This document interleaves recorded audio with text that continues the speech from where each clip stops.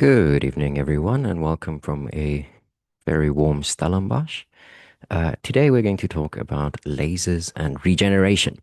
So, in a minute or two, we will be joined by our co-host, Professor Stephen Jeffrey, who has worked with lasers in the clinical applications with lasers quite a lot. So, I'm looking forward to hearing all of his opinions.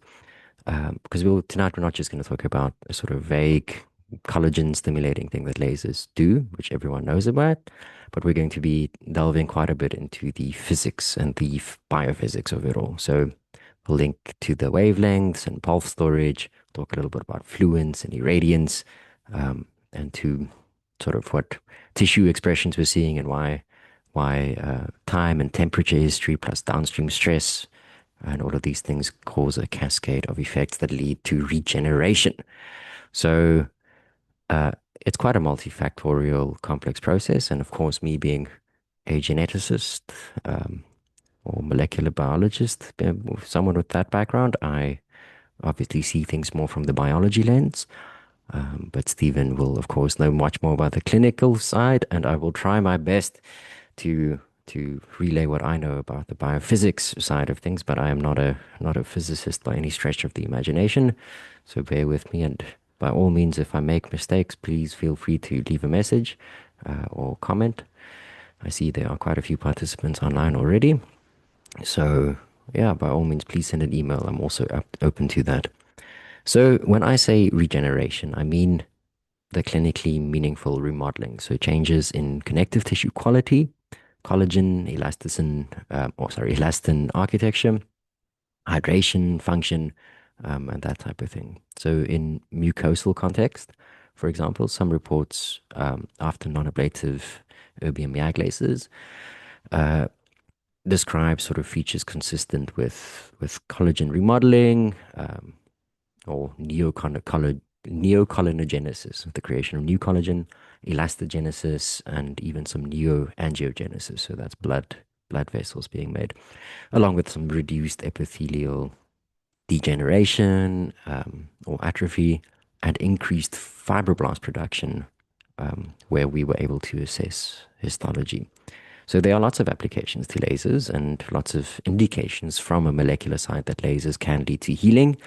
Uh, Too much, in fact, to talk about in one webinar. So today, I thought we'll focus on two of the ones that are very common in a sort of cross-disciplinary approach.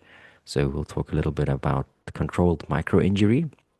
So this triggers a structured wound healing cascade. We'll go in quite a lot of depth on that. And we'll also talk about the pathway of controlled cellular stress signaling. So especially the heat shock response. That's a lot more in my domain of molecular biology. And since so many of you, I know a lot of our participants are clinicians themselves, use different devices and handpieces, well, and not necessarily the same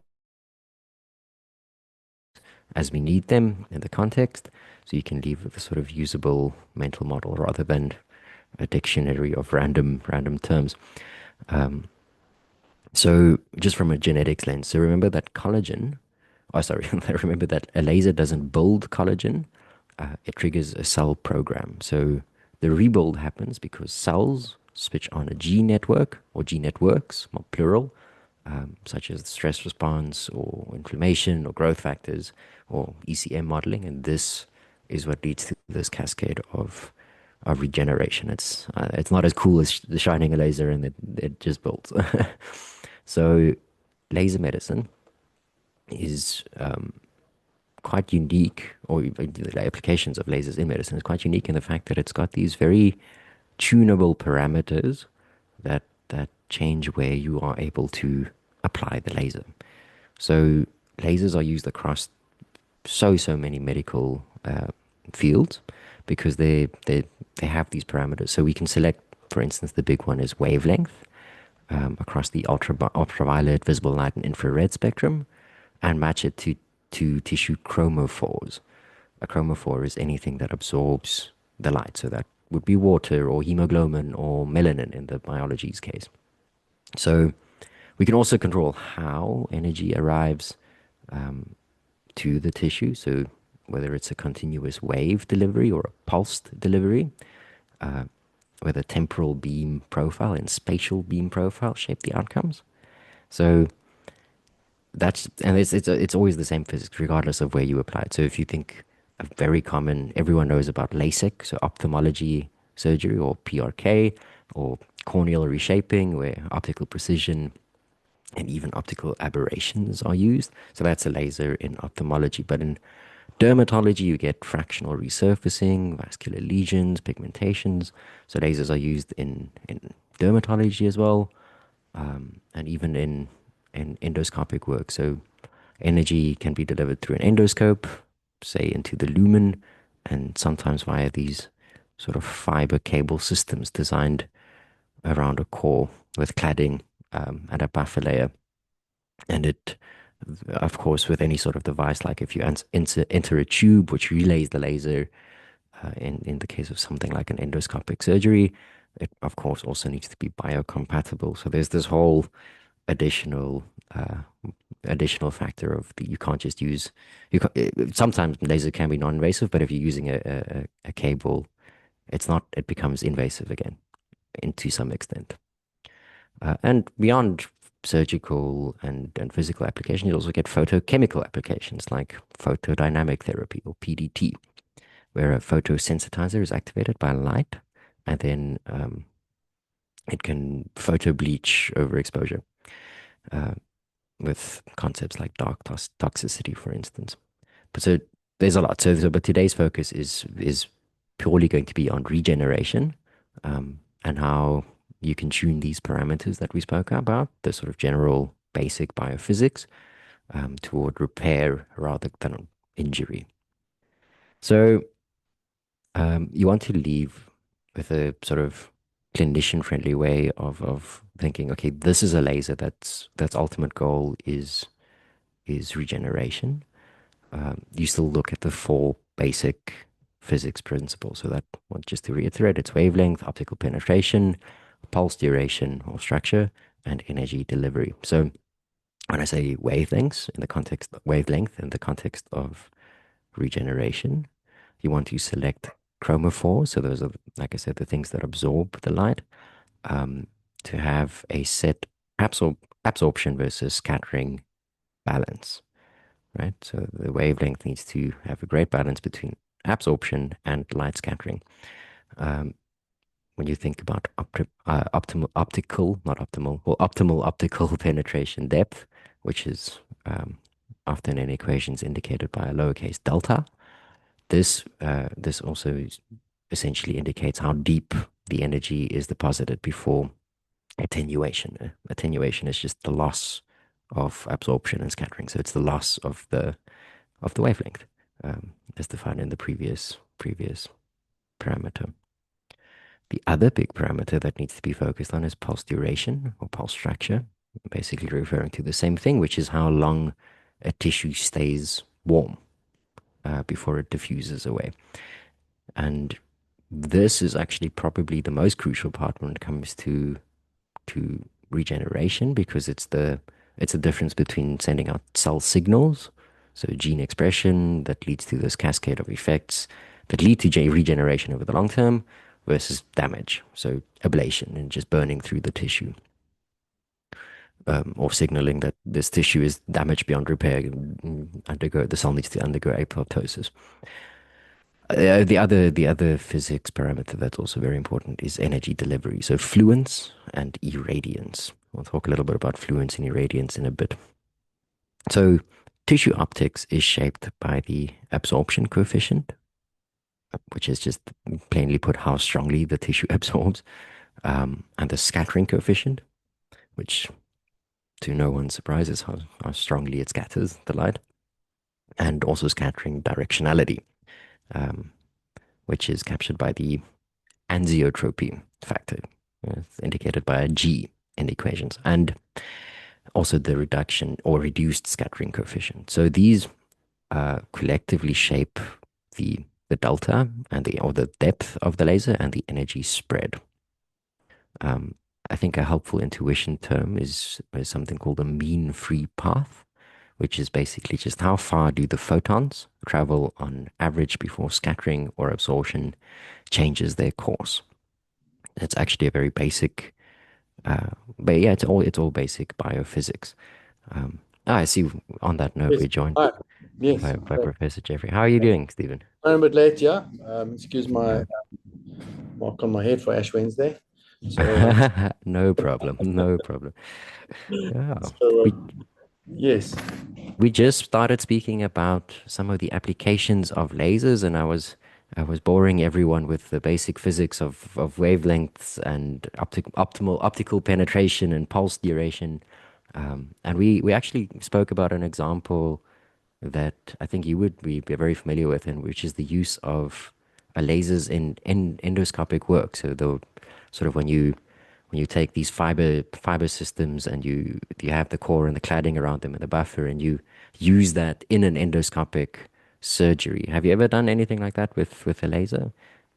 Not extensively in endoscopic surgery, but they were a huge part of endometriosis surgery. Uh, Oh yeah. How so? and well, the thing is, the laser is quite a precise beam. It's a great energy source. The alternatives to laser in surgery include your cautery and your more electrosurgical type devices. So they're much more difficult to control. They have a much brighter, greater spread. And it's spread in surgery that really makes a difference to the adjacent organs. And so it's the collateral damage that you're really trying to avoid in surgery. So lasers, it's a very specific beam. You can tailor the actual energy to a surface type burn rather than trying to get deeper. And in things like endometriosis in gynecology, and it's a surface type disease, and so you want to kind of just get rid of the top part rather than doing the underlying damage. So maybe you Oh want to yeah. peel off the paint off the wall, but not go through to the bricks is a maybe a very rough Wow. analogy. That's a And great analogy. yeah, or you want to sort of yeah get the top part done, but not the bottom. And the laser is actually very useful in that case. So that's the one place that was very useful. In a sort of a older technique in women with cervix lesions, early sort of precursors to cancer of the cervix. Laser was very useful because it was a very specific burn that you could do, and it couldn't go very deep. So don't want to damage the cervix too much. So that's a very superficial in gynecology where they have been used extensively. Yeah. Uh, yeah, but remember that these are the ablative type lasers. Yeah. And, Yeah. Yeah. I'm sure we're going to get onto the fractionated lasers a little bit later in this talk, but Yeah. Yeah. laser is great technology. I really love laser. I think it's actually quite an old technology, but in fact, we're finding more and more applications for it in modern medicine, and that's why it's actually so exciting. But it's just really just a light frequency. I mean, Absolutely. it's Yeah. just the spectrum of it's just part of the electromagnetic spectrum. So Exactly. Yeah. so we're harnessing something a certain part of the electromagnetic spectrum. Um, Yeah. yeah. And So that's exactly it. It's and where you put the heat and how fast you put it there, and those basic biophysics or physics principle controls whether you get remodeling, coagulation, ablation, collateral injury, and also it controls the depth. So there's been, because you mentioned, I like the analogy of taking off the paint, but without going into the wall. So there's been a resurfacing of the use of the erbium YAG laser, because that is really good at mostly targeting the surface for ablation purposes in the case of surgery. But of course, mm, there is a lot of cases where you want to tune the light so that it actually goes deeper. Well, deep is a relative term. So sometimes deep can refer to 10 micrometers. So that's, but from oh, in a oh, tissue, that's good. yeah, Yeah, yeah, that's important. Yeah. Yeah. I mean, I think you're raising a very good point, and maybe it's not something that you have been directly exposed to either. You're still very young, Chris, yeah, but the in nearly in every skin clinic, modern skin type renewal clinic, they will have an array of laser machines there, and they do tend to make more use of the erbium YAGs than the CO2 lasers. simply because the erbium YAG is a much safer technology. It doesn't go as deep. It doesn't cause as much tissue damage. Yeah. And whereas the CO2 lasers tend to cause a little bit more damage. They're more intense. Yeah. I'm not really very familiar with the absolute technology, but that's just really the general principle that I'm aware of. And as a rejuvenative uh, modality, it's phenomenal. And Yeah. women are spending thousands, literally, and men, to go to a clinic, and they use the laser technology. Yeah. Um, it's a staple of any skin clinic, a laser machine to resurface, redo it. But we all know that's not the laser doing the work. It's encouraging and stimulating your body to do the own work. And that's Yeah. really. Do you have any? Do you have any more knowledge or way of explaining it a bit better? Because I've always very cryptically have to explain it to my patients as well, because I use a lot of laser for vaginal rejuvenation, to use a better word. But it's really to stimulate the growth of new tissue, and it's a very much a therapeutic modality, and we a Yeah. lot of older patients. But yeah, do you have any better idea that can explain how it really rejuvenates the tissue, Chris? Yeah, so that's absolutely. So that's sort of my side of the thing is the molecular biology that happens after you've applied the laser. So there are some authors that argue that it's not only fibroblasts that can form, but also superficially located keratinocytes that play a role in coordinating wound healing. So right, and what they do is they sort of recruit multiple cell types involved in this repair. So what essentially in layman's terms there happens is that these cells, the keratinocytes of the fibroblast, communicate with each other to send out cell signals. Paracrine signaling loops is what they're called. And all that this basically comes down to is the basic biological concept of homeostasis. So after wounding. So if you can control, so for instance, if I take the example of you create a controlled stimulus on, in the case of skin, as the last example that you were using, and the superficial layers, you're able to trigger a signaling cascade that sort of orchestrate these remodeling deeper down. So from a genetics lens, because as you know, that's my primary Yeah, background, um, this is literally signaling to transcription pipelines that there's heat or stress on the cells, and then these transcription factors activate, and the gene program shifts towards, okay, we need to create growth factors and cytokinins and ECM remodeling, and then eventually this leads to tissue leveling, remodeling. So it's literally it's stress, and there's actually a big specific molecular market that's excuse the pun, a hot topic um, these days, which is heat shock proteins. yeah, So yeah. That's thrown around all the time by the laser people. Heat shock proteins. Yeah, whatever that is. And maybe it'd be great if you could explain it to me, because I think that I'd love to know. yeah, so the two sides of the same coin is the heat shock protein or the heat shock response. So heat shock protein is they call it a molecular chaperone. So what they do is they stabilize other proteins, and they help refold damaged proteins. And this prevents stress from tipping the cells into apoptosis or cell death. Oh, So yeah, okay, well, that's good. So, in fact, it's very at a low level, at a cellular level, almost creating a little bit of an early elixir of life, really. Reversing that programmed cell death that we know of. You kind of intervening at a level that is very important, and so yeah, it's amazing. So it's working at a genetic level to stop the cell from sort of killing itself or dying off. Is that right? yeah. So I think there's a big distinction between reversing and stopping. So sort of in a survivable stress window, there are these protective responses that can be associated with temporary metabolic changes and shifts. But so in a genetic lens, the heat shock protein is classically coordinated by heat shock transcription factors, which is another molecular marker. And this increases the expression of these heat shock protein families, and this does cause a repair, um, but it's not going to reverse the damage. It's going to stop.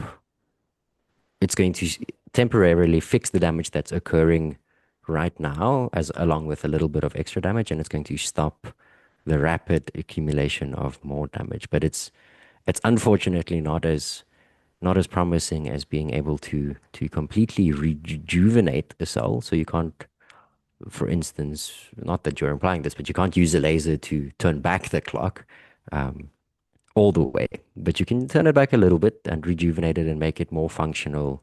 Um, in the way, especially if you, this is less genetics, but especially in terms of elastic properties. So if you think about collagen, it's kind of like a spring. And if you apply too much heat, then the spring becomes too loose and it kind of makes scarring tissue. And if you make it too tight, it can, or if you make it too hot, sorry, it can burn and break. So you kind of want to find that remodeling balance, so the perfect sort of middle ground where it's restructured. But that restructuring is not necessarily. It's like, if I use an analogy, you used the wall paint analogy earlier. It's like renovating a broken house, right? It doesn't make the house new again, but it fixes some of the broken things. Is that a good Yeah, analogy? Yeah, yeah. yeah, sounds good. So what has intrigued me over the last 8 years or so that I've been using laser extensively in my office is how does which components of the laser actually do what?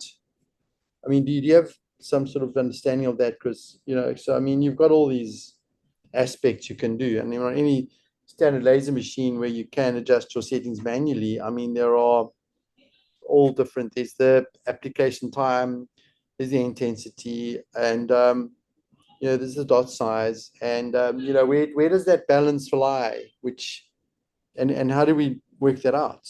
Where does the science dictate what you're going to be applying? Because I think I've been quite lucky with my current machine because I've got the one I use in my office now is I've had for about 2 years now, and I happened on some settings that just seem to work very well. But that was always a concern to me. Yeah. Yeah, so that's a great question. So not all settings are going to create the same interaction type. So uh, in a sort of general sense, you get photothermal effect from a laser. So that's when you cause heating. So this can cause coagulation or ablation. You get photochemical, so PDT. That's usually when there's a drug involved as well. You get photomechanical. So the physical heat of a laser can cause the expansion of muscle cells, and regeneration specifically usually comes from photothermal effects. Just to clarify, so photothermal effect is when the light becomes heat. Ultimately, it's always going to come down to heat. This causes denaturation and coagulation, hemostasis, not different from homeostasis, which is also the cell signaling pathway that's eventually recruited, but hemostasis in the photothermal effect. Potentially ablation, of course, if it's too much, and then carbonization if it's really too much. But yeah, so the basic parameters completely dictate whether you have a photothermal or a photochemical effect. Photochemical, as I said, it's basically a drug interacting with light, interacting with oxygen chemistry. So you get photosynthesizers and photothin and dark toxicity and photobleaching and that type of thing. And then photodisruption is the other example where you actually start talking about time and application as well. So the difference between rapidly applying a laser and slowly applying a laser um, makes a massive difference. In fact, so we spoke a lot about the heat shock protein. So especially when it comes to heat and how heat disperses through a thing, there's so much parameters that go into it, and it goes beyond the basic biophysical properties of saying this is my laser and this is the wavelength that I set it on. So I'll give you an example. There's a laser called the smooth laser, SMOOTH. Yeah, Or smooth, yeah. it's a mode, yeah, right. Yeah, you seem like you do. What do you want to? Smooth mode. Yeah, no, I've heard Yeah, about that. yeah. That is the concept is thrown around in the vaginal fractionated laser machines that we use. So, but I don't understand it, to be honest. Well, essentially, it's a delivery strategy, and they also use erbium YAG lasers with smooth mat, and it's you basically they between 0.1 and 1 second sequences, which consists or is composed of consecutive sub-ablative sub-millisecond pulses. It's a lot of sub, so it's just very rapid lasers happening. And the idea is that even with a very shallow optical penetration depth, um, you can pump heat deeper into the tissue by diffusing, yeah, diffusing over the sequence. So several hundred microns, yeah, several hundred microns into the connective tissue. So you literally pump this laser in these pulses on the surface level, but because it's in these frequencies and because it's not consistent, it's not causing ablation, but it is still heating it up. And because it's still heating it up, the heat transfer goes to the deeper. So it's not the laser that goes deeper, but the heat transfer. And what's interesting about this is the tension between the point that earlier we mentioned that the erbium YAG laser is actually a very shallow penetrating laser, which you might expect that for this type of thing where you want heat to disperse deeply, you want a deeper penetrating device. But the erbium YAG outperforms it. Um, and it shows a very strong clinical performance. So with relatively few complications, which is of course the other thing. And Yeah. yeah, and this suggests that there's probably additional mechanisms beyond simply sort of the bulk heating and the basic physical properties that we don't understand. And to me, of course, I'd say this as someone with a biology background, to me, those underlying principles, I think, is cell signaling and heat shock proteins and all of those things that we spoke about a little bit earlier, the cytokinins and the tissue remodeling transcription factors from the genetics lens, and the heat shock response, the heat shock proteins. Yeah. So, on a very simple level, when I was looking at starting the vaginal laser treatment, it was for me, it seemed more like it was more the body was just being encouraged to maybe more mitosis and laying down more cells. But Hmm. that's oversimplified in a big way because obviously the quality of each cell is improving as well because of the what is happening and the each of proteins and everything else that's happening there. So um, I suppose and in a strange way, maybe the clinicians who started to use laser didn't really imagine exactly how useful it was, and it was really happening there too. So do you think it was maybe underrated in terms of what it was actually doing? Oh yeah, absolutely. So I'm not 100% clued up on what the historical initial applications of lasers was, but I would imagine it was probably for ablation to sort of cut through Yeah, things. yeah, Um, yeah. So and is yeah, yeah, yeah, no, Karen. no, no, no, go for it, yeah. You No, wanted, so I mean, so it really comes down to the use of the fractionated laser, which is really the real magic in regenerative medicine. Is yeah. we Yeah, no, I agree. And sort of the proposed indirect method, as with most of these things, is that it's a combination of the heat shock response, it's reactive oxygenation, it's keratinocytes, it's fibroblast signaling. So it's all of these sort of combined biological signals that happens when you apply a laser in a dosage that's not going to cut through and not going to destroy, but apply heat. Um, and it's interesting. So, have you heard about the concept of well, the safety window, right? When it comes to urban yak. So there's something called the safety window, and at extremely short penetration depths, like the erbium YAG is, I think it's 2,940 nanometers, for a very specific number, um, where where it's reaching ablation temperature, but it doesn't exceed it. And so what you see is on the surface when it sort of reaches the ablation temperature. So they use a term called triangulation. So they apply the laser and they for the longer time they sort of remain in the lower heat side of it. Then they rapidly heat it momentarily and they go down back to a lower heat. And essentially what this causes or this does in this sort of safety window is that it it it increases the total energy that you can essentially put into the tissue. And so, or depending on what your intention is, so if you want to use that mechanism, the fact that you can increase the total amount of heat, for instance, in a cell, because you want to push the cellular tissue beyond the regular amount of signaling, then you can do that. You can say, take this erbium yak laser and you can apply it to the surface, and you can do this triangular method of applying it in these short bursts in the safety window, and the ultimately the amount or the temperature which the cells will reach in that specific area is so much, without obviously destroying the cell. Uh, and we're talking about live tissue here, so of course there's water in there, which is a chromophore. We're mostly water, you and I. And water absorbs and scatters a lot of light. And so because of this heating and dispersion of the light, and playing around with it like that without ablating it, without destroying it, without carbonization, we can really tap into these heat shock response and reactive oxygenation and fibroblast signaling, and sort of upscale, or really get the Upregulate. upregulate. Exactly, that's a genetics term. So yeah, so we can upregulate the controlled levels of signaling into How do we know? these. Yeah, Uh, say again. how do we know that? That's always my problem.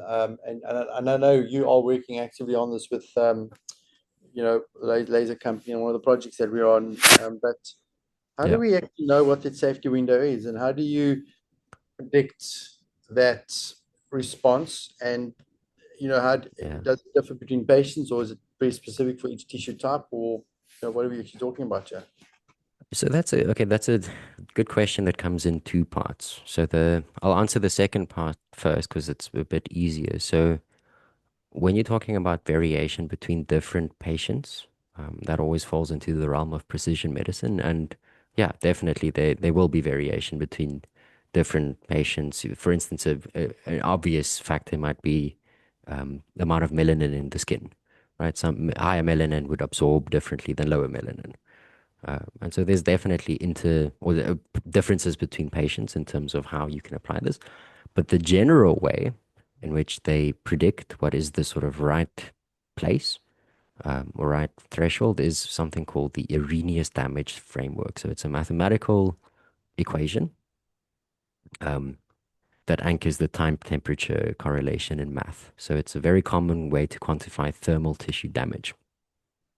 The the so conceptually, so what you're doing is you're integrating the temperature dependent reaction rate over time to simulate or estimate what the cumulative damage will be.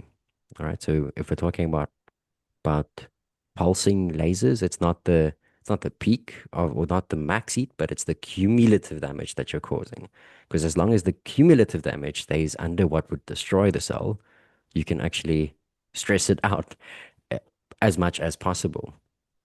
So, and it uses fixed coefficients, A and E, uh, for longer exposures, but for very short exposures, and short in this case would be in the order of milliseconds or even less. Um, Yeah, yeah, we did yeah, it. My machine it's milliseconds. yeah. It's uh, calculated, but is that something that you would know for each tissue type, and you'd be able to predict quite accurately? Let's say an example of vaginal epithelium. Would that then be able to be determined by that formula and calculation, or would you No, need so else?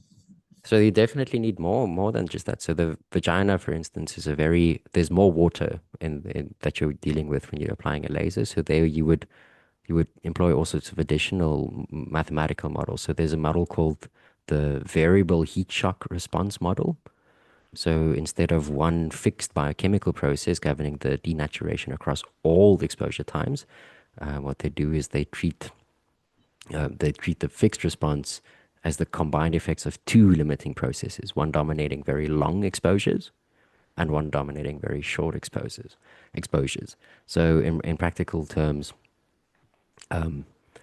it's a big conceptual shift because it says that the tissue boundary between reversible stress and irreversible injury, sorry, is not a single curve defined by a peak temperature, but it depends on the exposure profile, and the exposure profile is going to depend on what type of tissue are we looking at, right? And for this specific tissue, what is too hot?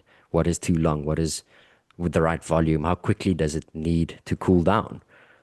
Because of course, the if you think about physics again and how much water there is in a cell and heating the water retains energy longer than other types of. So if it's a very water dense tissue, it's not going to cool down as quickly, which is another factor that the Arrhenius equation doesn't necessarily take into account. So that's what they call the variable heat shock response model, and that's an attempt to try and make it more realistic or biochemical. But it's these things are a lot of times uh, there's a lot of guesswork. So especially in vaginal models, you would know a lot better than I do. Is laser treatment a common thing for vaginal non-invasive therapies, or do people tend to opt to go for surgery rather instead?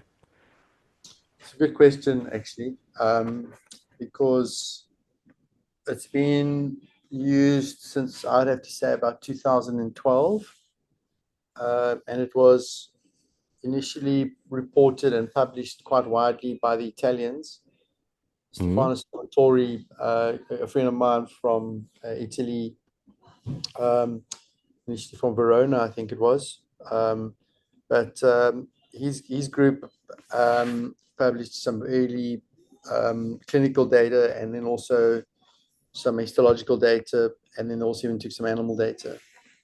So their initial drive was, I think, what created a lot of the drama with us, because they were very much pushing it for vaginal rejuvenation and also for the cosmetic side of things. And so there's a huge perception out there that it's related more to the woman who has had, maybe a vaginal birth and she wants the vagina to be a bit tighter, or even more cosmetic. But Mm-hmm.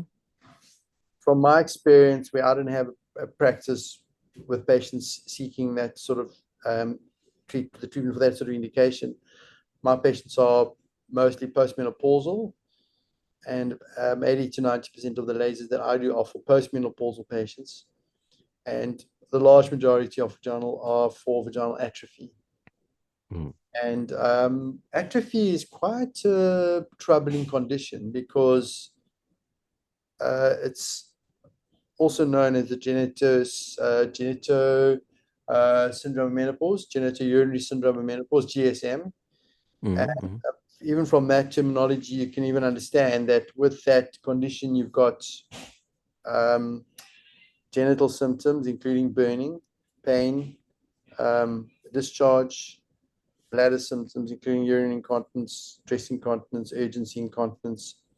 And so once you sort of get to menopause, the treatment options for that include pharmacological treatment with estrogen, but we can simulate what estrogen is doing by treating the patient's laser. Yeah. And so on a personal level, I've had really remarkable results with patients coming to me for that, using fractionated laser. And, patients presenting with a lot of them having pain. Painful intercourse is a very big thing. So that would be the indication. So to answer your question, is it widely used? No, unfortunately. And Mm. the reasons for that are, firstly, I'd have to say, I think the cost is a big issue. Mm. A fractional laser machine for a gynecological practice is about R1 million in South Africa. But I think the bigger problem actually is being that, and it's something that we've discussed in one of our previous webinars, has been Mm. and I think you know where I'm going, but it's the pharmacological companies push their agenda very hard. Yep.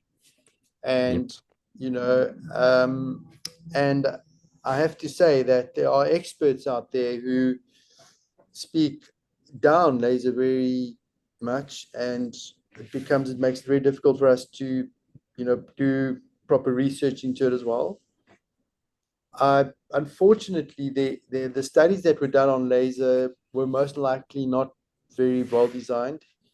There are some randomized controlled trials. There's some prospective observational studies. There's retrospective data. So there is an array of data out there, but the data is weak, and I don't think they used their settings correctly. I don't think they powered those studies correctly, and so it's very easy to then make deductions about the data that is not right. So yeah, so those are really the big issues with lasers. So I don't think it's got a good shot at it, and there's a lot of negative pushback from a lot of the experts on laser. But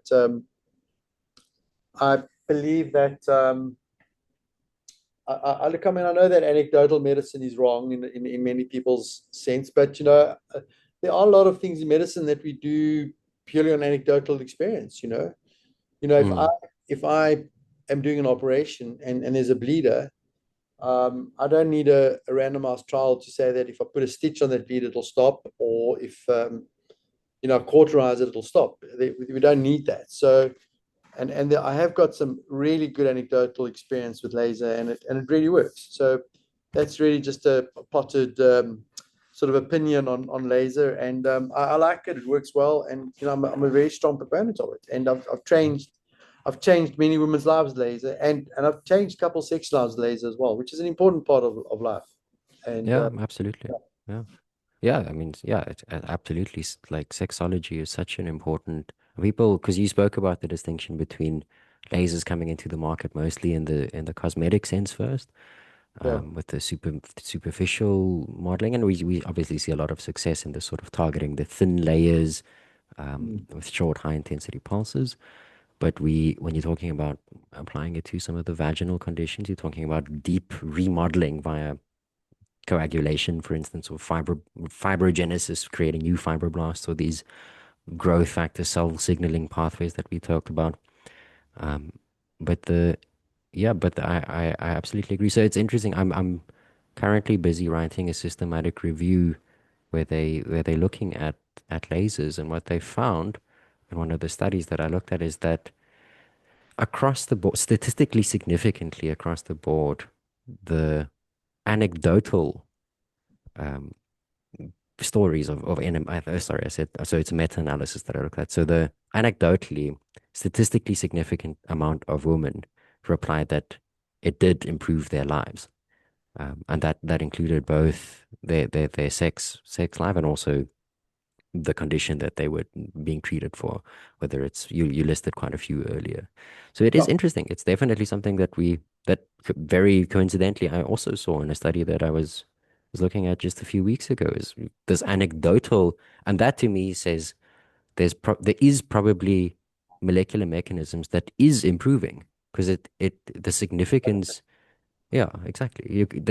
If it was purely placebo, it wouldn't be so statistically significant. It must be improving something. And I yeah, think, once again, biased, I'm a molecular biologist, so I think it's things like heat shock proteins in this cell signaling repair pathway. Um, yeah. So to give you some hard numbers, I mean, I charge 3,500 rand for one laser treatment, mhm. and patients come back for it. Yeah. We do three treatments as an initial treatment, and then they top it up every 6 months. And absolutely, people come back. They come up for their top up treatment. For something that doesn't work, people and their husbands give them money to come and get their laser because there's something in it for them too. So Mm, there's very and I think this really just raises a much bigger question for me as a clinician, as a doctor, and someone who sees patients all day every day. To try and take statistics and apply it to a therapy, whether it's pharmacological or surgical or even therapeutic like laser. I think it's very difficult, and I mm, think it does come down to epidemiology, and some of the guys who are doing some of the statistical analyses just not really understanding the science, mm. the clinical side Yeah. of it. and that is the big disconnect. And Absolutely. and it also comes down to what the incentive for the publication is and the incentive for the study. Absolutely. And that's the one of the problems as well. Yeah, Um, yeah, you've touched on 3 points there. It's the disconnect between the clinician and statistics and the scientist, and it's the narrative that needs to be spun because who ultimately makes or loses money out of all of this?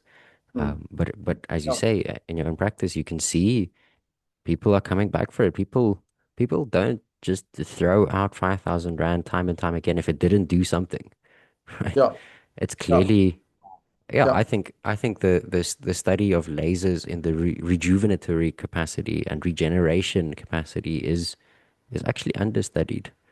There's definitely so much room to do a lot more in that field.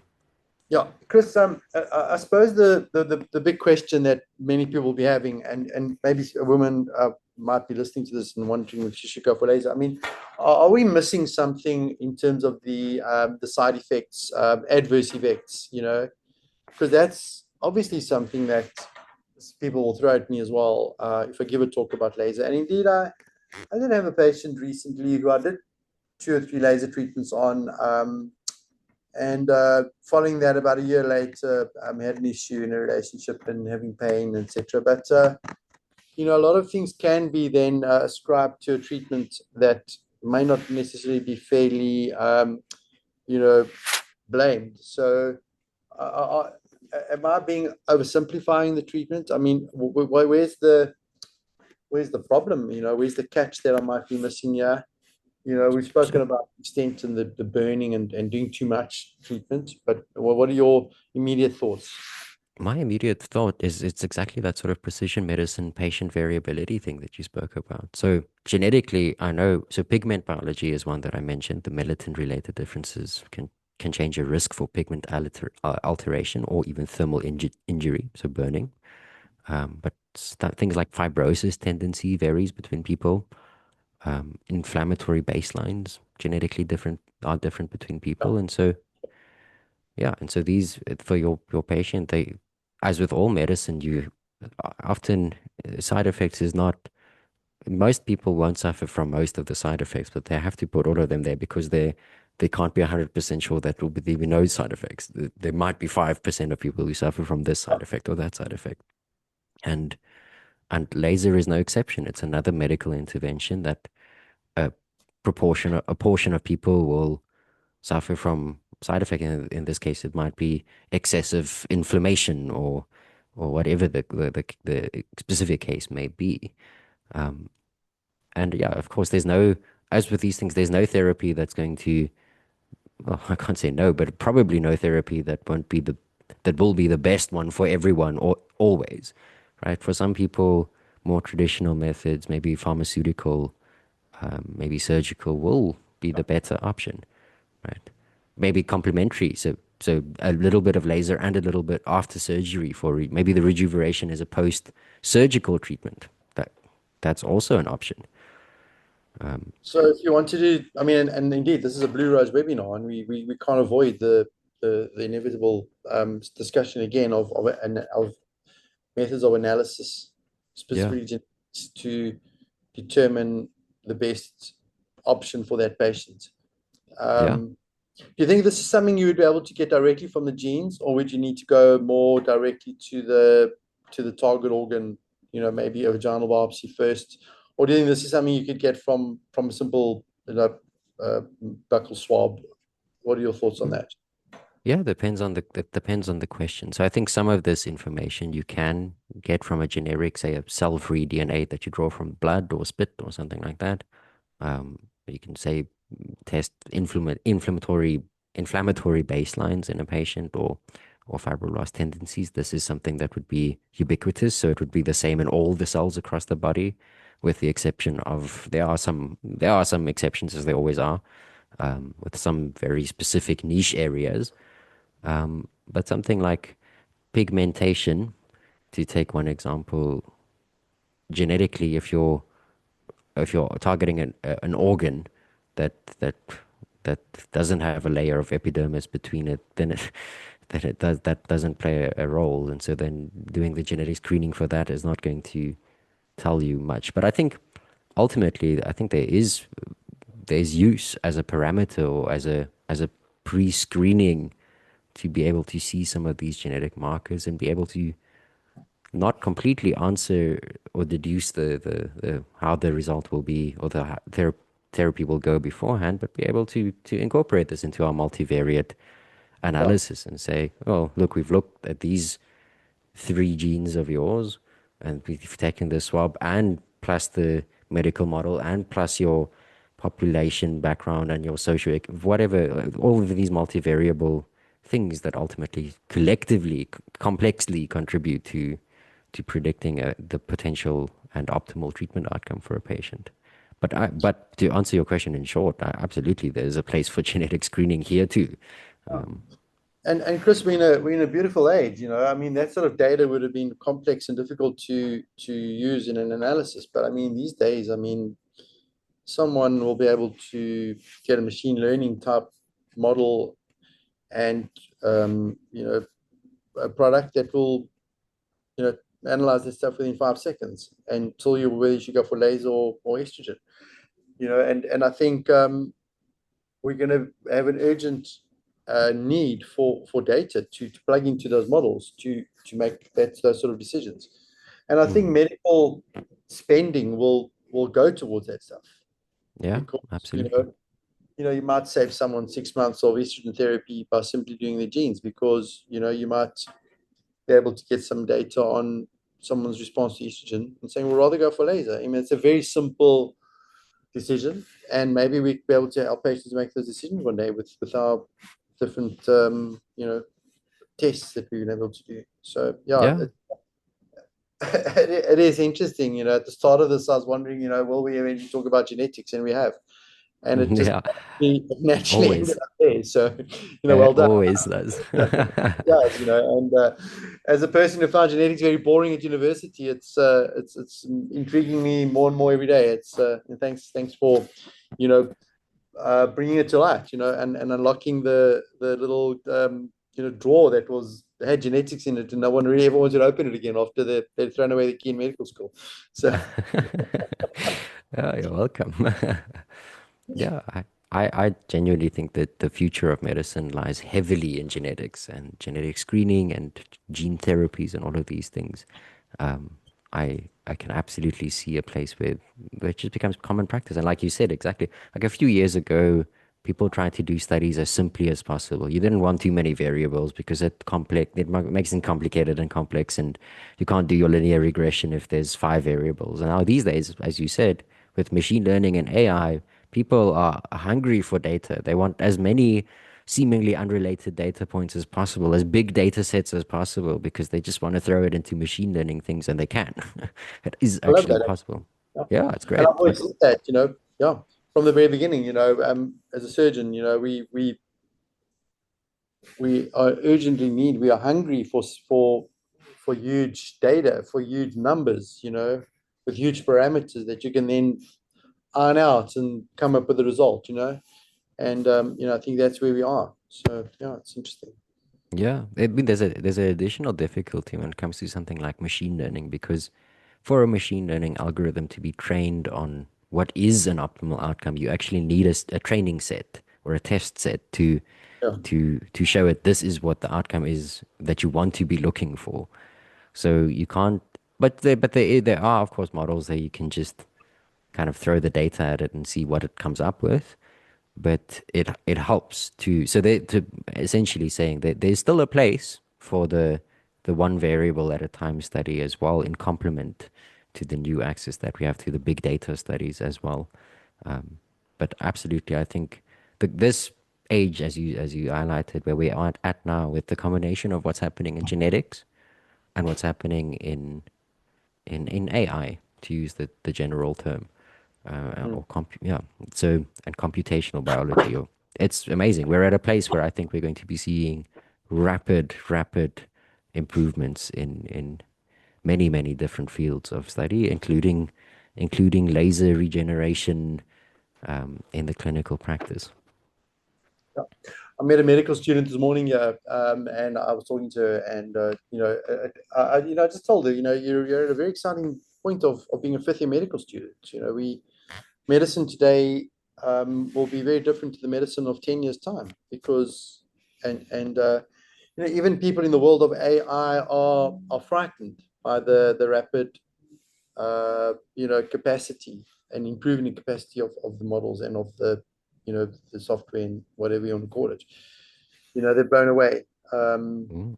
Um, you know, and all credit to you, Chris, for starting these conversations. And hopefully we can catch a small piece of that and be part of it some way. So, Yeah, no, I'm just a mediator as well. I'm also just part of the wave here. yeah, it's like you want to hang on, man. Yeah. Oh, Um, absolutely. yeah, and thanks, Chris. Is there anything else more that you wanted to add? I think that was a wonderful session. I think and I think lasers will ultimately be even more useful because as we're able to analyze the tissues and the different settings, we're probably going to get it done more precisely. I think. Yeah, I think precisely is a good word to use there because I think for next week, Wednesday, we can talk a little bit about precision medicine in a broader capacity. I know previously we had spoken about pharmacogenomics, and that will Yeah, come up as it did tonight as well. Um, but yeah, I think for next week we can look forward to another talk on precision medicine. yeah, and So that will ultimately be the new medicine. It agreed. That's the won't future be of medicine. it won't be a terminology anymore. We're talking about medicine, and it will be the new medicine, and Yeah. that's very exciting because medicine, even as we think we've made progress in medicine over the last 200 years, we probably haven't. You Mhm. know, and I think it's simply because we haven't really been able to get under the hood as we can now. And yeah, looking forward to next week. So thanks, Yeah. Chris. Yeah. Thank you. Thank you very Okay. much. We'll be in touch. Thank you. Well, absolutely. Cheerio. Bye. Bye.